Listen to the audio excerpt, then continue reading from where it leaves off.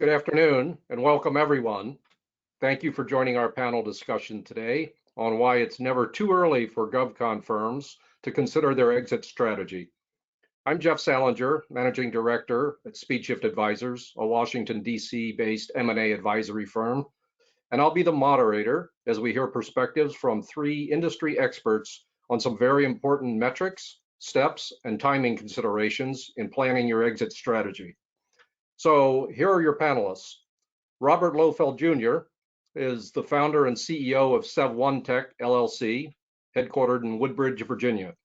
He's an industry leader with over 25 years of experience in IT facilities design and integration, IT strategy, and large-scale performance-based program management.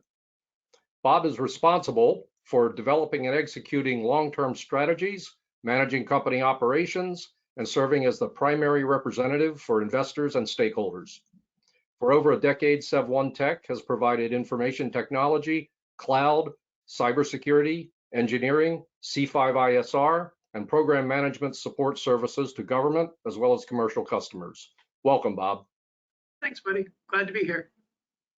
Sarah Djamshidi is the president and managing partner of Speedshift Advisors, a boutique M&A advisory firm that combines entrepreneurial spirit, industry knowledge, and deal execution expertise to provide unique solutions to lower middle market firms.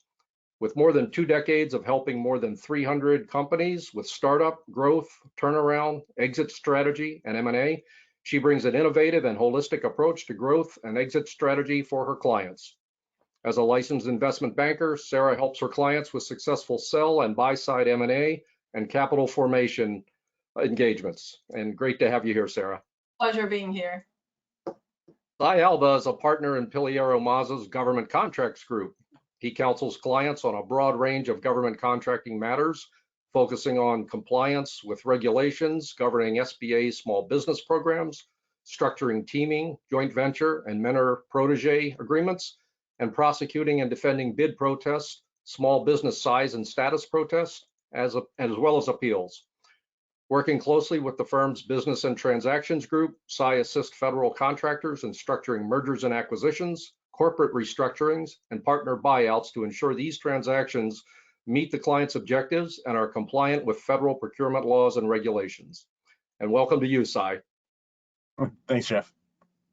So, panelists, let's start at the top with a discussion of why a business owner should be thinking about exit planning, and importantly, when that thinking should occur. So, Sarah, I know that you often see reality coming face to face with sellers' wishful timeframes. How big is that gap?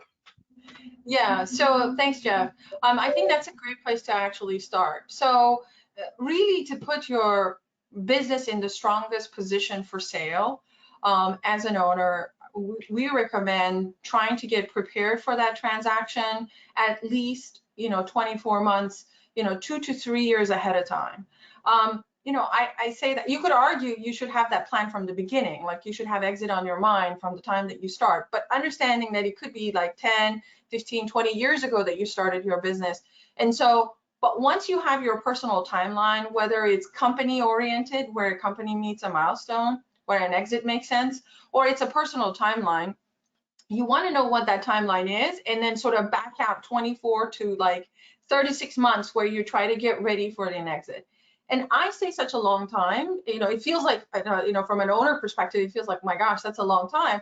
The reason for that is some of the things that you need to put in place, they actually take time. Those are not things that you can do on the eve of a transaction, that you can do that. For example, you want to strengthen your management team. That is like absolutely key. You don't want all the key relationships to be with you as the owner of the company. So you want to have key employees and you want to basically empower them and give them all the right tools and resources. So that is an important component that goes into the valuation of your company, that brings comfort to the buyer that the business is more than just you, the owner. You're not the one who's holding the relationships, and then the business can actually operate without you.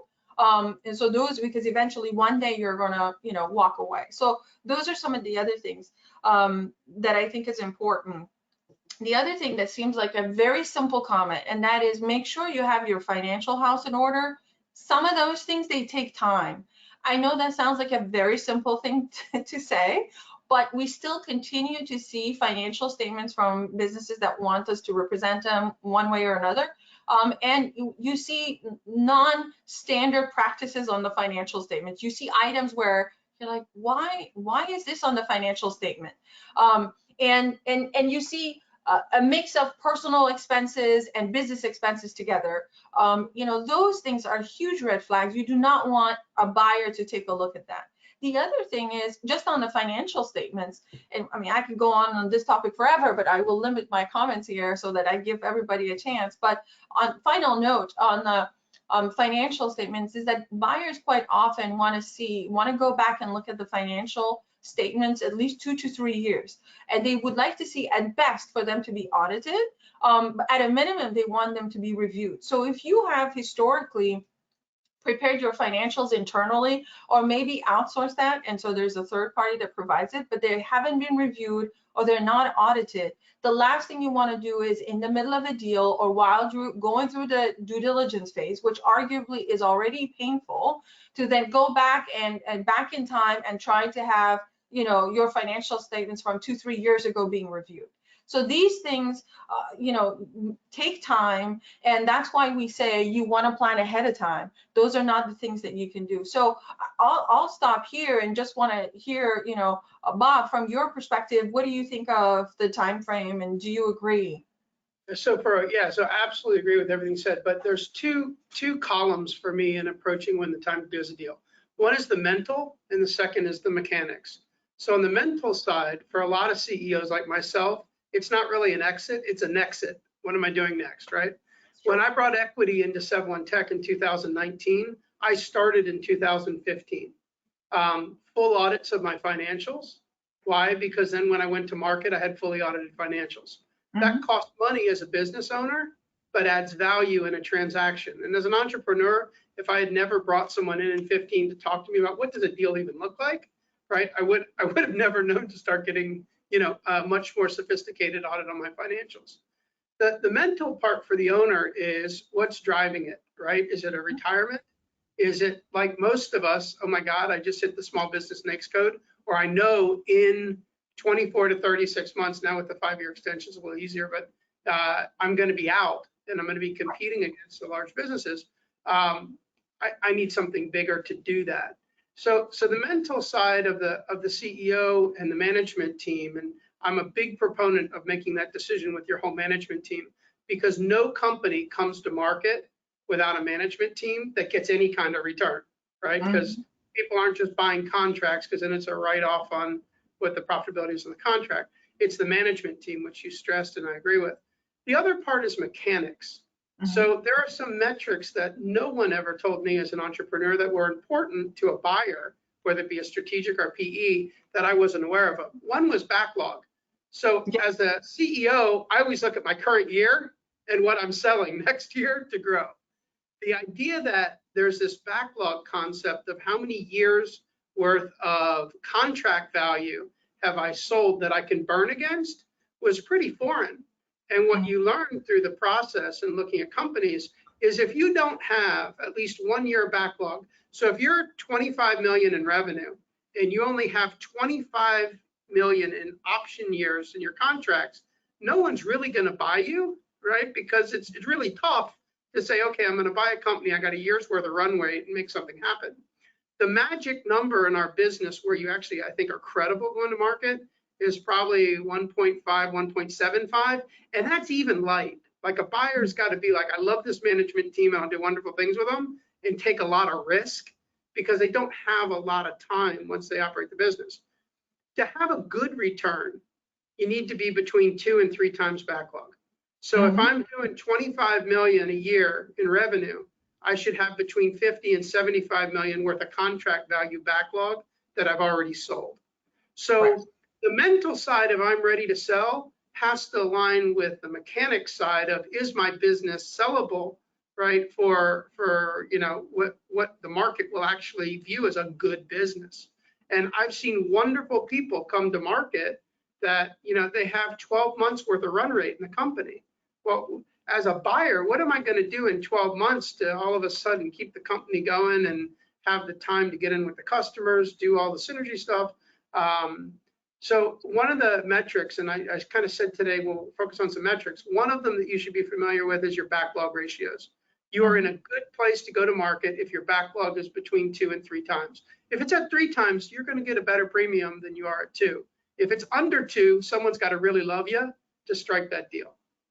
My 2 cents. And so, Bob, absolutely. In terms of metrics, I think the other thing is having that runway to really take a look at your contracts and see which way are you trending, right? At the time of the transaction, the last thing you want is, you have 100% sub work, and you're not in the prime position and it's not full and open. It has all kinds of set aside. So you have limited number of buyers that you can actually take this to. Having the time frame and looking at your company in waterfall and try to see how contracts are lining up can actually, as the owner, as the CEO, give you a lens to look at and say, what opportunities do I need to pursue? What direction do I need to steer the company? I think, Cy, you agree, right, in terms of the time that the companies come to the market and in terms of what they look like and where they are, in terms of some of those metrics we touched on. Yeah, I think also like looking to the future a little bit too. If you've got something, if you're like a fax machine manufacturer or something like that, then that's kind of you're in a bad place right now. Probably been in a bad place for a while. But if you're sitting there and you're doing something that's very sort of forward looking or what you think could be the next generation, that could also give you a bit of a higher multiple or things that you're looking at there too. So I think kind of keeping an eye on what's happening and also looking at in that short term, what I would say short term, that 2 to 3 years in the future is also sort of setting yourself up. So if you're a small business or you have a lot of small business contracts, maybe there's some way to kind of split up your company a bit and you can create a couple subsidiaries. There are certain program like 8A that doesn't really work that well, or woman-owned or service-able vet. But if you're just small business or just hub zone, there are certain things you could do to maybe split up your company into subsidiaries and sell either pieces or at least give the option to sell pieces, which generally buyers don't want to do. But in the small business context, there can be some incentive for that depending on the buyer and certainly for the seller, especially if you have other lines of business, you're only going to get rid of one of them, then you might be able to sell your main business to a large business or to someone else and keep like a spinoff. And because all the revenues are up there, all those revenues are going to come off your books and you're just going to keep the subsidiary. So in a perfect world, if you're planning ahead of time, and you start a new company or start a subsidiary and you have 3 years of runway, then even under the new 5-year rule, that's at least going to let you hive off 3 years of the revenue from that particular line of business, which again, this would be all sort of setting things up for the long term. So you may find a buyer that likes that, you may not, but it gives you some options. And worst case scenario, you can put it back together. That's easy enough to do. It's more mechanical than anything else.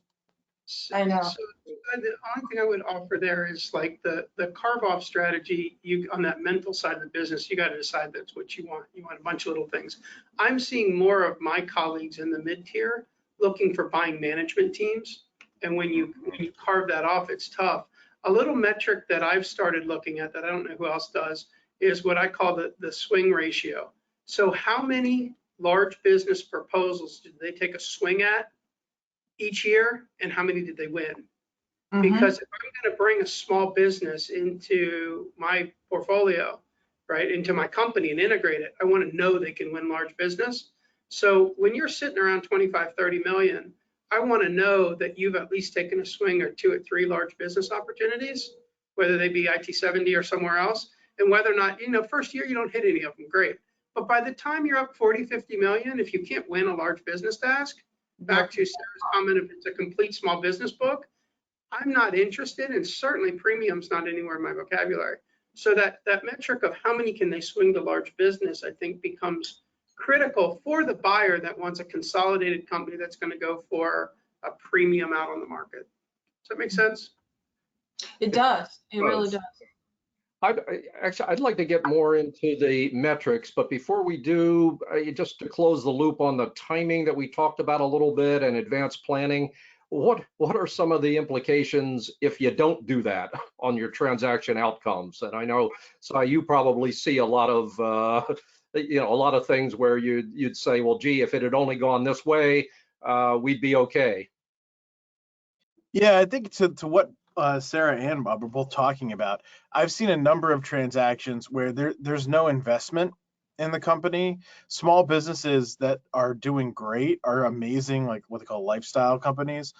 They're bringing in a lot of money for the owners, and everybody, they're sitting there pretty, they love it, but they don't think about the investments that need to be made for the future. And one of the best clients I've ever had, as far as like deal stuff, they took a good amount of profits and things and reinvested it to go after like particular opportunities and getting particular individuals in that management team for their like targets. And this was like years in advance. They're like, look, there's this thing coming up, it's going to be big, we're going to get this sort of management team that can help us grab that sort of platform, if you will, contract that allow us to take it to the next level. And they executed it brilliantly. And when they had the management team in place, they won this major contract. And because they had the management team that would survive beyond that contract, and they had an entire plan in place about how to leverage it, they were able to sell that. And their backlog and things like on paper might not have looked that amazing, but they had this entire strategy in place to keep leveraging this opportunity for the next one and next one and the next one. And that in and of itself allowed them to get massive numbers. Yeah, and Cy, to add to that, I think one of the things we're touching on is basically the pipeline. And what we've seen in pipelines is sometimes they're not really qualified opportunities. It's like basically a long list of, some of them are wish list of opportunities, but when you start digging in and trying to figure out what resources have you allocated, what is exactly your strategy, and do you have a good mix of new business, recompete, and takeaway, and then you lay on top of that how much of it is set aside and how much of them are you trying to shoot for a big business, like in full and open. So you want to see a mix of all of those things, and then having a strategy for that gels with your timeline, I think is great. It turns up, it helps increase the value of your company, and in the process, you build credibility with the buyer as well. So there's a lot of positive things, Jeff, to your question. I mean, it can potentially enhance the value if you have put these things that we're talking about in place. So you can enjoy higher valuation, lower the risk of the transaction going off the rails, and actually trying to complete it. So I was just going to add on the pipeline. So what's important for people to understand when they're coming to market is the buyers are smart, right? I haven't met a dumb buyer out on the market yet. I'm sure they're out there somewhere, but none of the people I'm hanging out with. We look at the same thing, right? What's your win rate on small business contracts as a sub, small business contracts as a prime, large business contracts as a sub, large business contracts as a prime? And it's a set of ratios that we look at to try to determine the maturity of the management team and whether or not they can make it in large business. And that metric starts every year. So the worst thing you can do coming to market is to put a pipeline where the buyer knows you'll never qualify to even bid that, let alone win it, right? And I've had this happen where I'm like, really? That's interesting, because that contract's actually one of mine and you have no shot at it. You don't have the past performance to go for it, right? So think about that in the way you manage your business 24 to 36 months out, because we're going to look back that far and say, what was your annual operating budget, right? I always tell people, if you're even thinking about it in 24 to 36 months, you need to have a meeting every December where you set the budget for the year and review how you did the next December. If you can show a buyer that I can execute within my projections and my budget within 8 to 10%, and I've sustained 20, 25% growth a year, right? Or even it's 15. Buyers like predictability, right? And buyers like management teams that are mature enough to actually be able to deliver on it. And Cy, what you said, I think, is a gem that I want to pull out for everybody. Two ways to grow a company. One is to milk the cow every year, and you're going to get a glass of milk, right?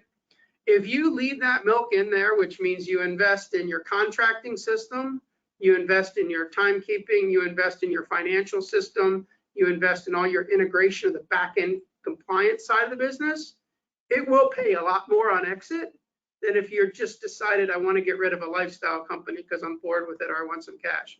Those companies just are not as sexy to a buyer like myself or like anyone in the middle market as someone who's done a really good job building the company infrastructure.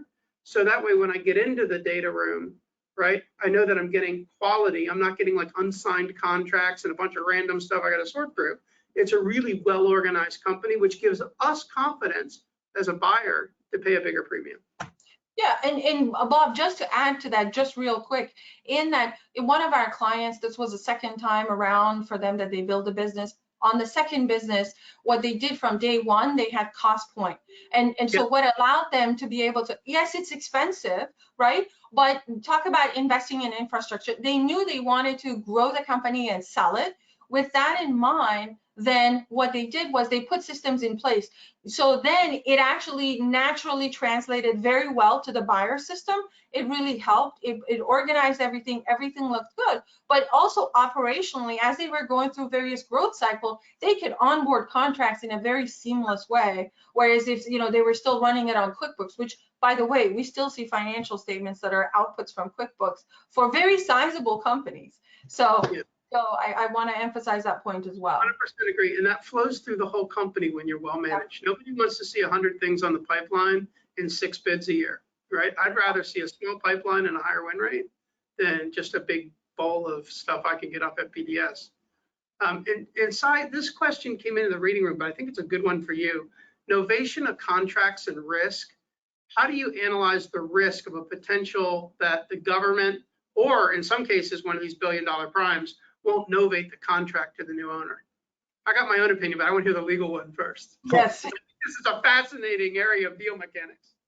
Yeah, I think the main thing, if you're talking about like novation, which isn't exactly tied into options, there's kind of mixing a couple things, but if you're talking about novation, the number one reason I see a problem is the Anti-Assignment Act, which says you can't buy and sell federal contracts, which I know a lot of people are like, what do you mean? It happens all the time.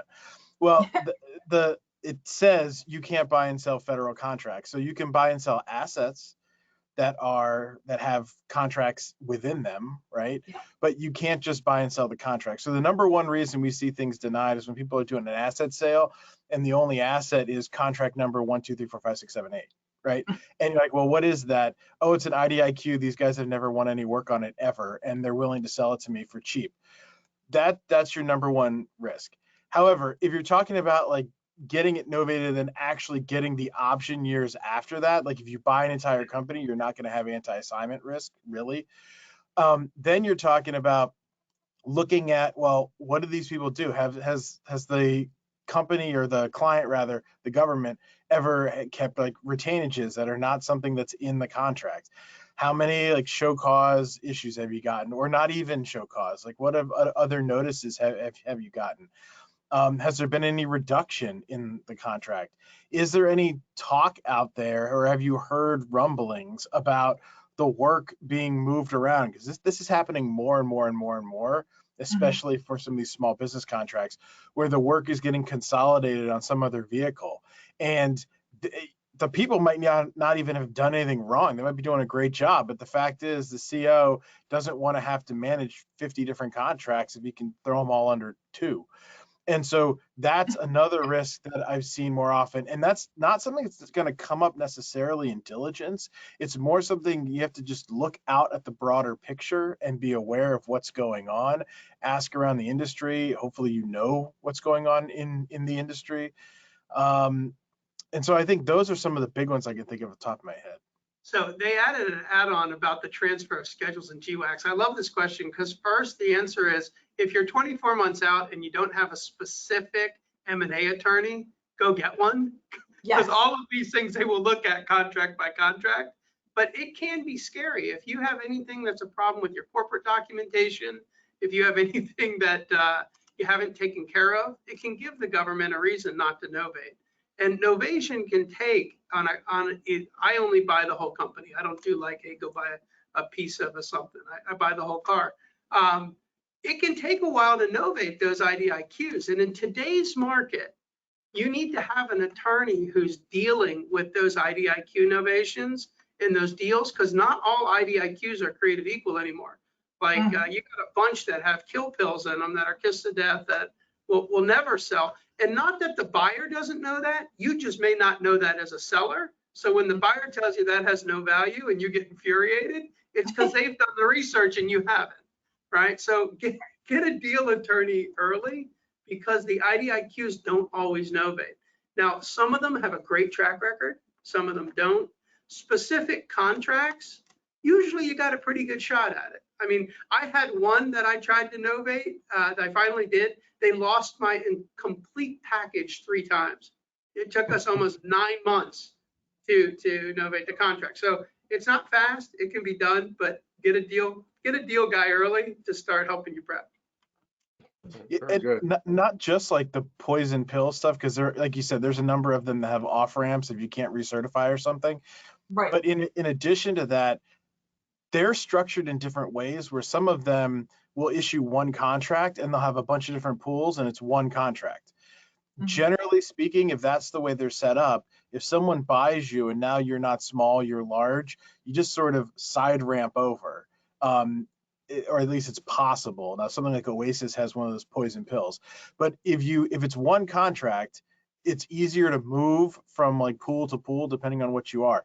Whereas some of them that are coming out are different contracts for different pools. So I think COS4, it's not entirely clear, I still don't think, but it seems to be set up so that they're going to issue a contract for everything. Same thing with Polaris potentially. So you'll get contracts for different pools. And if that's the way it's set up, say Polaris, you might have one for woman-owned, one for HubZone, one for small business. Then if you're bought and you're no longer woman-owned, but you're still a small business, but let's say you didn't get small business, you just got woman-owned and HubZone. People generally think you can just slide over and you'll just bid on the HubZone, the small business stuff. That's not necessarily the case. So I think understanding what exactly your contract says on those issues is also critical to knowing what the value of them actually is and who's your buyer pool. And so I just want to make one comment that, because I 100% agree. What you don't want to be, and if you want to assess risk, you don't want to be the first one on an IDIQ to attempt the novation. Exactly. I was one of the first guys on Oasis. I had finished the deal, check is out the door, and I love Todd Richards to death. He's one of my favorite feds in the business because he's so progressive. But I got the call, I'm going, hey, you want to novate this Oasis Pool 1? You need to score higher than the company you just bought. Like, what? You mean there's no instant Oasis? He's like, no, you've got exactly 4 weeks to write a complete Oasis proposal, and it just happened to be between Thanksgiving and Christmas. So if you're blazing trails, the only thing I will say is the risk is higher. If it's something that's been out there a while, people generally don't worry about it unless you have something funky in your company. Great points. So if I can, I'd like to turn back to metrics a little bit. Bob, you touched on, contract backlog metrics. As a buyer, what do you want to see from the seller in terms of other metrics that are going to help you in valuing it? Yeah, so there's a bunch, and I want to lean on these guys for it. The one that I never understood until I was a buyer as a seller was TTM. So trailing 12 months. I don't know many CEOs that spend a lot of time looking at their rear view mirror of what happened in the last 12 months, right? I'm worried about what did we close this year that keeps the business going next year. So I'm always an in the fiscal year guy for my numbers, right? Are we profitable? Is there, is the company growing? And then I'd always look to the future. One of the metrics you need to be very aware of, and you should start measuring it yourself 2 years out, is your trailing 12 months. What buyers look at is what is the trend in your revenue and in your indirects, right? 12 months in arrears. They look at that for a couple things. Number one, they look at, are there big fluctuations in your indirects, right? So if you think you're going to be like, hey, I'm selling next year, I'm going to whack half of my staff and tell a happy story with the rest because I'm giving them a deal bonus, they're going to find it in your TTM. They're going to go back and go, hey, in January, about looks like 15, 20 people disappeared from your indirects. What happened there, right? Or what they want is a steady set of growth or explainable events, right? Yes. So I look at it. Underscoring explainable. Explainable. If you don't know why you grew or why your indirects went up or went down, it's a credibility issue for the management team. But I'll give you some real cases. You could have a company that got a huge piece of work that didn't have the indirects in place to manage it. They had to hire 2 contracting officers. They had to hire some more HR people, some recruiters to fill the slots, and their indirect went way up on their TTM. That's explainable. Looking at a company that says, hey, we're really profitable. We're turning 15% profit. Well, geez, you've only been turning 15% profit for, oh, I don't know, the last 6 months, right? Let's go back and look at your TTM. What happened here? Oh, no. So the buyers are very focused on the trailing 12 months as a confidence indicator. Now, if you want to get a premium, show the buyer you have an annual operating plan, that you met the December before that year and the December before that year, and you hit it within 3 to 5%, you're ahead of most people that come to market. Because then your TTM is going to match your annual operating plan, which then means they can believe your pipeline. Exactly. Because what you said you were going to deliver, you delivered. And that's critical. Yeah, so Bob, one of the other things that I want to add, I think that you said it beautifully, underscoring, explaining, being able to explain the events and trends, going back historically, because that's going to be a window for the buyer to say what they can expect looking into the future from you by acquiring your company. We've had companies where when you start putting their EBITDA and revenue trends, you see profit margin everywhere, you see EBITDA trending differently, and you ask them like, okay, why was EBITDA 2 years ago a certain number higher and now it's lower, or it's higher, now and it was lower before? So trying to explain that with a good swing also, and the owner is looking at you like, like I don't know how to explain that, or they try to explain it with something that absolutely does not make sense, then you just lose all credibility. Like, so from a buyer perspective, you're like, what else is there that I don't know? And now I don't believe your pipeline. I also don't believe your forecast, and I don't know what I can rely on. So, and in the middle of LOI, 100% between in the middle of letter of interest, right, and close, that credibility is everything to maintaining. You can lose a deal. A deal can go off the rails, and that's the thing. And so buyers are going through the process. Yeah. Agree. I have seen about 2 years ago, it was a lovely little company, and you could tell it was all run by engineers because the finance was not where it needed to be.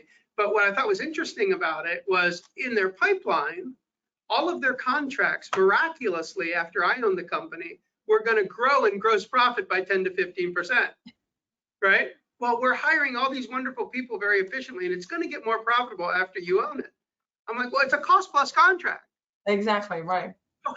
How are you changing your gross margin on a cost plus contract? Do you have a forward pricing agreement? No. What do you have in place in DCAA? Who's DCAA, right?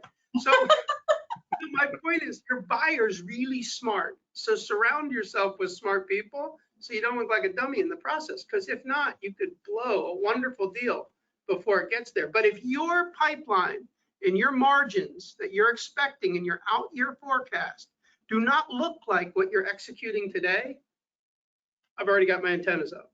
Yeah, and the other thing I would just add before I wanted to give it to Cy is that, I mean, sometimes I feel like some sellers, they feel like, well, the buyers are never going to find out, right? And this is something that they're not going to find out. That is absolutely not the case. We have cases where like, well, you didn't think this is going to come out during due diligence or asking those kinds of questions. So the question of, the comment of buyers are very smart and they probably know your business and your contracts better than you do. It is very true. And you can't underestimate that going into a transaction. So you got to be able to answer those things. You guys tell me what you see, but Cy, Sarah, the deals that I see, everybody who's in the market is getting independent assessments of the company because there's usually financing involved. I never knew this as an entrepreneur, which is part of the reason I always do these, is there's a ton that we don't know before we go to transact. A quality of earnings. They will have a national accounting company come in and do a colonoscopy of your books and look for anomalies, right? They will also have someone come in and do a market assessment of your pipeline and the realism in your bidding over the next 24 to 36 months. Then they'll also have someone do a legal due diligence, right? So some HR issue you had 3 years ago that you never bothered to settle the case, that's going to stick out like a sore thumb. Some issue where you can't find your original certificate, right, from when you establish your company, problematic, right? But there's going to be third parties, even outside of the buyer, that they're going to consult with, in addition to their own M&A attorneys, to actually get independent opinions of what we're seeing in the company. So do not try to hide anything. I love the businesses that say, here's where my issues are, here's where I'm doing wonderful, and it's completely transparent, because then you don't have these odd moments in the whole process. So what else do you see people doing? Or later, right? Because the other thing people think is, okay, I'm going to sell, and once I sign and I get my check, or if it's an earn out part of my check, whatever it is, then I'm done and I'm in the clear. And that's just not true. No. There's reps and warranties and all kinds of things that are going to stick around for quite a long time afterwards. And I've seen scenarios where it wasn't a very smart buyer, right? It was a pretty dumb buyer, actually, in a couple cases. Where, hey, wait a minute, Bob said they don't exist. Every now and then you'll find somebody, but you don't. It's risky to just take advantage of people, right? Because what's going to happen, and what did happen in this case, is these guys, for the trailing 12-month issue, these guys cut a bunch of staff. They stopped putting into the 401k. They cut salaries. They did all of those things because they knew they were going to market. And all their G&A, everything went down. It looked like amazing. The company was so profitable. They also did the books in such a way that it sort of made it a little convoluted. They hid the fact that they were only making like 8% gross profit, but they had like a 30% G&A, so they're actually losing 22%, and things like that. And the buyer didn't get the third-party advice, right? They didn't get the assistance. They relied upon, I think it was the bank or somebody, to just see whether they would finance it. And in this particular case, they were only looking at the contracts and what the contracts were making. That was the only diligence anyone did. They didn't actually look at what was going on. And then when they bought it, obviously they were losing a bunch of money every single month. And that's just going to created lawsuits. It created a huge mess. And I was only brought in when the company was like 6 months later, deal was done, and they needed to get out of some contracts and they needed to fight about it. And it was the messiest thing. So you don't want to get into that, even if you're the seller, and you don't play games. I've even had sellers actually who. Oh my God, if that could be a broad statement, if you're the seller, please don't play games, because the buyers will. So I think you have two rates: the proactive, I'll help you prepare rate, and then the disaster cleanup rate. Oh, and the disaster cleanup rate is much higher. Hey, we did get a question on that. It says, how do buyers place seller paid for quality of earnings with respect to third parties, right? I can just tell you, I don't do anything with them. I do my own. Because if a seller QOE, it's nice that they did it. I would say a good audit that kind of teaches what you got to get done is better. But a seller side QOE is kind of a nice to have. But the buyer is still going to have their own accountants, and it will not be the same company. Do a verification. So Bob, on that note, I think one of the things that is important to touch on, which I think you started talking about, and that is the sort of sell side due diligence that some of the owners, they can do to get themselves ready for a transaction. And then we do see a trend in that. So what actually can go into a sell side due diligence? I mean, you can basically, like the seller doing QOV, buyer is still going to do their own, but at least you know what it's going to unearth, and you can prepare yourself for it. You can mitigate risk, you can explain things, you can fix it, whatever that comes up. You can also figure out your working capital requirements. I mean, that's going to be one huge component that goes into it. So trying to determine the working capital requirements, I think, are going to be important. And then, really assess the forecast of that you're forecasting, how credible that is. And being able to assess the human capital that you have that goes through. So there's a lot of things that goes into that sell side due diligence, which is really a flip side of a buyer's due diligence, right? Yeah. It's the seller doing their own due diligence, taking a dispassionate look at their own business, getting outside third parties to take a look at the business, identify those risks and holes so that they can be mitigated, and you can put things in place. Or at a minimum, Bob, to your point, you can be honest with the buyer and say, look, here, I'm aware of this thing right here, but here's what we're doing about it. And I think it's a point well taken, right? So for me as a buyer now, the sell side, I'm gonna just ask my questions and have our guys tear it apart. But I think for a seller, your point's well taken. If you do a sell side QOE, you're gonna know the hair on your financials before anyone else. And then you can figure out which ones you need to fix, which ones you need to have an explanation for, and which ones you should expect either an escrow or something put to the side to mitigate any risk that's done. So it is a good prepping mess, especially if you're, a company that doesn't have a strong financial group or someone who's been through a transaction. I think it would definitely be helpful. Let me try to get to a couple questions here that have come in. I mean, one early on question was regarding the availability of this webinar later, and the answer is yes, you will be able to access this later on. And then Sarah, you were talking about seller due diligence, and one question is there a due diligence checklist that the panel might be able, one or more of you may be able to provide as well as a follow-up for this? I mean, we could spend the whole webinar on due diligence and various aspects of that, but yes, I mean, we can definitely work through the team and have a checklist. But Sarah's point's well taken. So just on like another diligence thing, right, is taxes is an entire session of its own. Like, did you get apportionment correctly in your state taxes, right? Did you do cost of performance or did you do market-based availability? Well, if you're in a bunch of states and you don't realize you're in some market-based, right, you could have tax problems going into the deal. Back to why that QE is probably valuable for the seller. But I think, is there a checklist that we have out there? Probably not, but we might be able to come up with something. yeah, That's high level. We do have our due diligence checklist, which quite often when we're trying to work with clients on a sell side, we give them way early. They're like, be prepared to go for it. These are the things. And so we can have a sanitized version of that we can try to share. And everybody can add to that.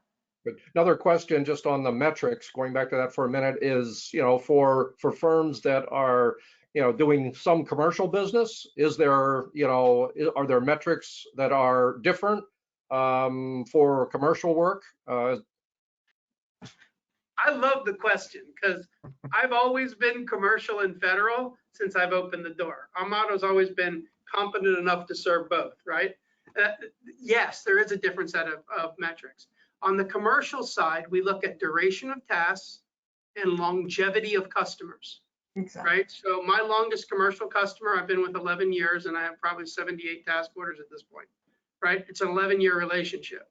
I look at a 3 to 6 month task inside that customer much differently than I do that one that we had one task, worked for them for 6 months and haven't been back in a year. So what becomes important in commercial business is the longevity of the client relationship, right? I'd say even more so than profitability when you go to an actual transaction. And the multiple is usually going to be a little amplified because your margins typically are better on commercial. Yeah. We look at, is it a one-time hit across 900 people? Because no one's really interested in that, because then to sustain the revenue, I got to find 900 new clients. Or do you have a nexus of a core group of clients that you continue to be a trusted partner with year after year after year? So it is a little bit different, because I have some task orders that are 60 days, and I may have between 7 and 11 task orders running at a time in a customer, but that customer is a 5-year customer or a 7-year customer. To me, commercial revenue only adds value if there's longevity with the customers. Totally agree.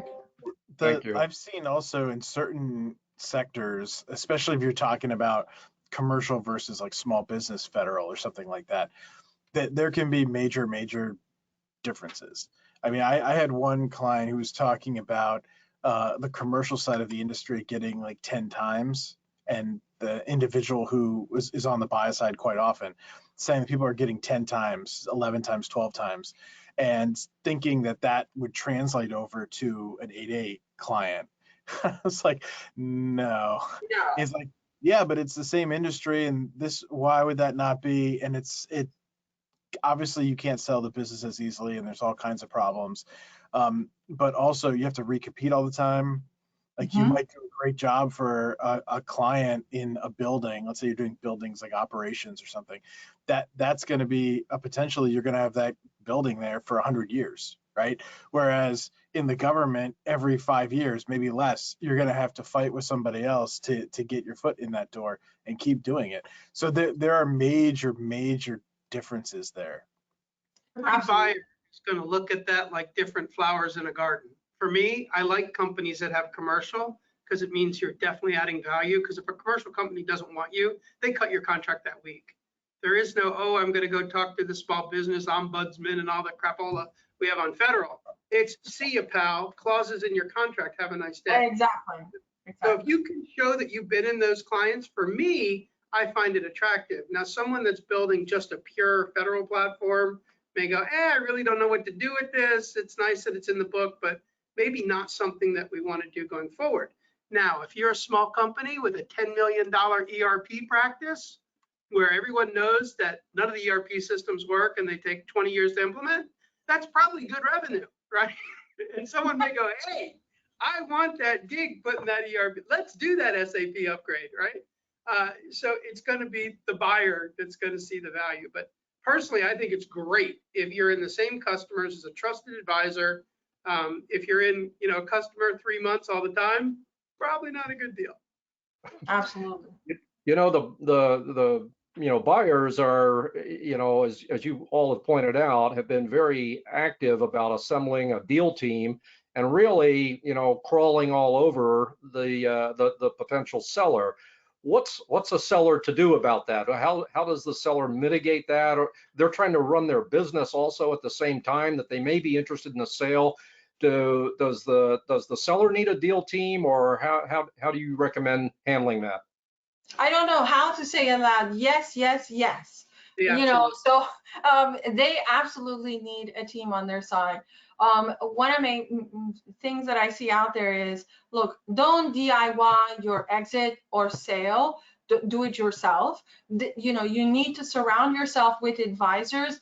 We just talked about timing well in advance to be able to do that. So who needs to be on your team? Just broad strokes. I mean, putting aside, we talked about getting ready, doing sell side due diligence, those kinds of things, is you need a great, we were talking about this before the webinar, you need a great M&A attorney like Cy on your team well in advance to get yourself prepared. Please, I mean, as a banker, what we kind of often see is sellers come to us and they say, yeah, there's this attorney that we've worked with for the last 20 years. They've done our lease and they've done everything else. Is like, that is the wrong guy. You may be friends with that guy, and that guy has been great and has been around for some time, but and knows you very well, but that is absolutely the wrong person to have you represent during an M&A transaction. You need someone who not only is an M&A attorney, and in this case, if you're a GovCon, is actually a GovCon M&A who understands all the nuances that goes into it, can actually represent you well. So you need that. You need a great investment banker on your side to help you negotiate, structure the deal, make sure everything moves forward, and hopefully have prepared you before you go to market so that you can actually put your best foot forward when you are talking to the buyers and help you get to the finish line. So you need that, and then you need financial folks on your side, whether it's your CPA firm, what have you. And then on a personal side, you do need, it would be helpful to have, a financial advisor that you've talked to, that you have made plans for your exit, the liquidity event, all of that, the tax implications and all of those kinds of things. So you do need a team on your side to help you get through this, to maximize the value you get out of the lifelong, or this effort that you put in to grow the company and get it to this point. So absolutely surround yourself with a team of experts who've been there, done that, and can get you to the finish line. But that's my 2 cents on that. Agreed. Cy and Bob, what do you think? Yeah, I would just add that your accounting company, we were talking about this earlier, for the first 2 years of first year of my business before I brought in a national firm, I had the guys that out of Fredericksburg has done my personal taxes for years, right? Their specialty is agriculture businesses. I just ran into them because I like tractors. That's not who you want representing you when you're prepping a company or even when you're operating a GovCon. So I see a lot of people make that mistake of, hey, I have Huey, Dewey, and Louie because they're friends of mine, but they are not going to keep you compliant. You're going to run into issues when you transact when someone who's coming in with a firm that just specializes in GovCon. Now, I'm not saying they have to be one of the hugies, but someone that does GovCon business for a living, because there's so much weird compliance and so many things that you have to be cognizant of running a federal. I see that mistake all the time. Mm-hmm. Yeah, I know a number of smaller CPAs who they came from a big shop or they started their own thing who are very good. So there's a lot of different options out there. And but if also, they do tractors, would you agree if their main line is agriculture, you don't want them running your GovCon? We all agree. Right? Yes. That's the thing. Absolutely. Look at people who've done this before. But the other thing I would say too is paying attention to what brings value to your company.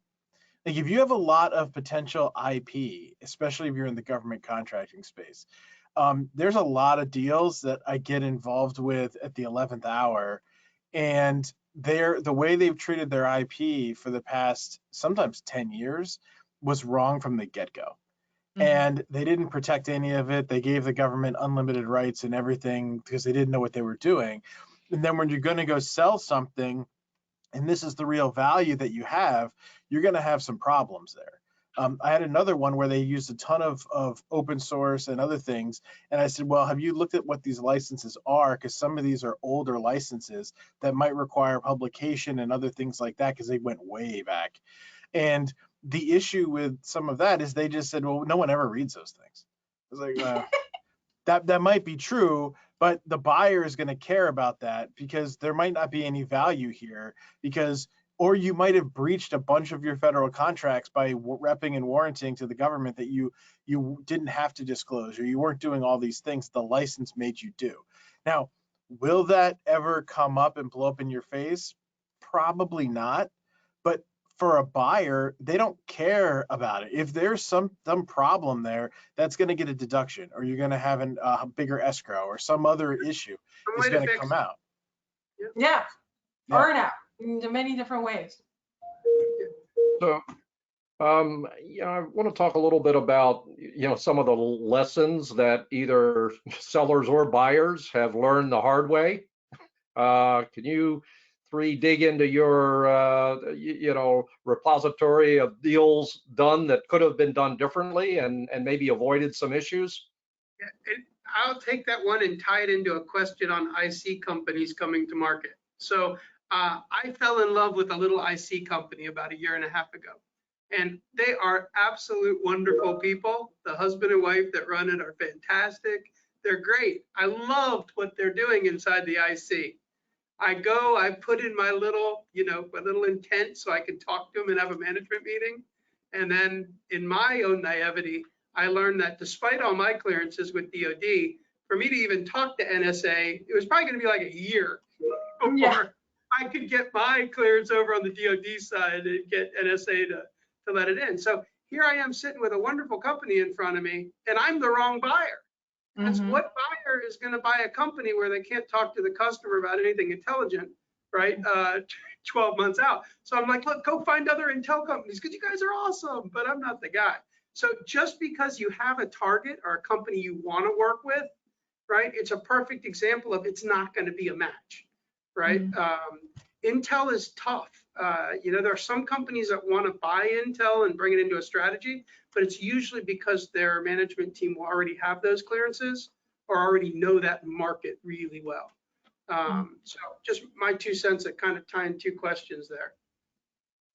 Yeah. Yeah, even outside of that, if you have a facility clearance, I've done a number of deals recently where a company that wasn't cleared wanted to buy it to get a clearance. It doesn't really work like that. And if you hold something as a subsidiary, which you should do, because if you don't have a clearance and you're buying them, you kind of have to do that. Then there's going to be some transition period, unless your management team has a bunch of personal clearances that are at least the same level and you can move people down. You're going to have exclusion resolutions in place and all kinds of things, which means the buyer in a lot of cases will not be able to control the key contracts or have any insight into it. And that can be a sticking point for folks, especially I've done things with like private equity and VC who come and don't really understand that and then are kind of flabbergasted that they can't do any work until they get a personal clearance, and they haven't even thought about getting a personal clearance, and they realize they've got past issues or things that have happened that might prevent them from getting a clearance, which raises all kinds of other issues. Yeah. And outside of the IC world, I mean, there's so many, I guess, examples we can pull up, but like, even again, looking at your, eventual exit in mind, and then making sure every single aspect of the business you've planned for that. Like, for example, when you get into JVs, right? I mean, the buyer might want to kick the tire on your JVs and figure out if there are going to be any capital call requirements, if there are going to be any potential liabilities, anything like that. And just making sure that you have those things in place with an eye towards an eventual exit and change in control. And so having those things in mind ahead of time, I mean, I think it's great to sort of plan and put in place. We've covered a lot of. Jeff, Go ahead. one thing I will tell you that I see is a #1 mistake people make is trying to time their company's exit. So back to that mental, when you're ready to go, either because you don't think by yourself you can get to a large business, or you want to just go sit on a beach, whatever the case may be, or do something else with your life, go. I had a company that 3 years ago is a friend of mine and said, hey, I'd love to work with you. Right? Let's merge our companies together. I know your management team, right? Could have been phenomenal. And the answer was no, I'm waiting. I've got, a bunch of deals coming up. I'm going to get huge, right? And unfortunately, they didn't win any of those deals and their contracts were ran out. So you had a company that 3 years ago was at a decent revenue, grew a little bit that year, but now is in a situation where they're at 25% of the revenue they're originally at. So that too. Trying to get that extra buck is not a good strategy, and timing will screw you every time, has been my experience. That's a great takeaway. No, I was going to say that's a great takeaway for the audience. I know we're running close on time, but Cy, maybe you and Sarah can also, share something that you'd like the audience to take away today that maybe we haven't covered, or to reinforce something we have. Yeah, so one thing I would say, again, it's a general comment. It just goes to, it pays to be prepared. Just to what Bob was talking about, in terms of the mental timeline and company timeline and everything like that, just be aware that there are things that could occur outside of your influence that can accelerate your timeline and towards that exit, whether it be a personal thing, whether it personal mental thing, or it may be health-wise or otherwise. So to be prepared at every single stage, it's going to go a long way. So that if you do have to accelerate through some of these things that we talked about today, because you've been prepared, your financials are in order, everything else that we touched on today, those are in place, you can actually then make that next step in a much easier way, as opposed to you trying to scramble. You didn't think you were going to exit in this time frame, and now you have to hurry up and put these things in place. So I would just, it seems like, again, like a simple comment, but we see it happen over and over again when a partner has a health issue, a co-owner has a health issue, or something that comes up that now that all of a sudden accelerates everything, and they come to us and they say, well, we need to sell in 6 months, and here's the reason. Well, okay, but none of the preparation has been put in place, so you're not going to get top dollar for your business. Yeah, and I think too, investing in your company is not just something that you can do only if you're looking to grow to the greatest heights and sell, right? I mean, I've seen people who have come into some situation and they've moved, they were CEO for years, they moved into like a chairman role or something like that. They didn't give up all their equity, right? They may have given up some of it to a CEO or someone they've worked with for a while who was going to take over the company that they trusted. Now, obviously, there's a little risk. Is that person going to run into the ground? But in the cases I've seen this really work out, they've been working together for 15 years, 20 years, who knows, right? And if that's another option, and that only works if you've invested in the business and gotten good people and a good management team who could potentially run it without you sitting there all the time. So making these investments is not just, oh, I'm putting all my eggs in the one basket and God, I hope it works. There are other avenues that you can take advantage of down the road if you make the proper investments and don't just pull everything out of the company constantly. Yeah. I see we're at 3 o'clock. Panelists, thank you so much. I mean, there's so much experience that Bob, you and Sarah and Cy have in GovCon transactions and how to make them successful. I hope for our audience that that they learn something valuable, and want to thank everyone for attending today's webinar. Thank you. Take care now.